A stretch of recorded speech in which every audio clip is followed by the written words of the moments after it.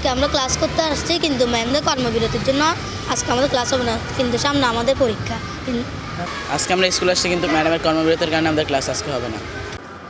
আমরা এখন একটাই দাবি যে আগে আগে শিক্ষকদেরকে কেন মারলো এইটারই আগে যারা করেছে তাদের আগে বিচার হোক, তারপর বাকিটা পরেটা দেখা যাবে।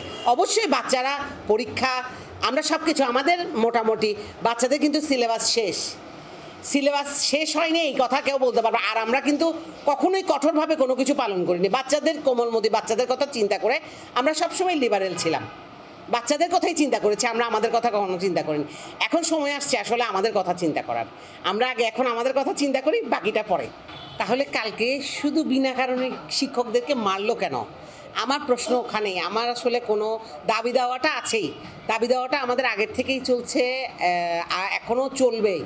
কিন্তু সবার আগে প্রথম হচ্ছে শিক্ষকদের গায়ে হাত তোলা, আর এইভাবে স্প্লিন্টার, গ্রেনেড, সাউন্ড গ্রেনেড, জল কামান, এইভাবে যদি মারা হয় তাহলে আর যারাই মারছে তারাও তো সেই শিক্ষা প্রতিষ্ঠান পার করে এসেছে, তারা তাহলে তাদের শিক্ষকদেরকে কোনো কালেই সম্মান করেনি। তাহলে শিক্ষকদের সম্মান যারা করছে না, তাহলে আমরা শিক্ষকরা সম্মান যখন করছে না, তখন আমরা এই কর্মবিরতি পালন করা ছাড়া তো আমাদের আর কোনো উপায় নেই।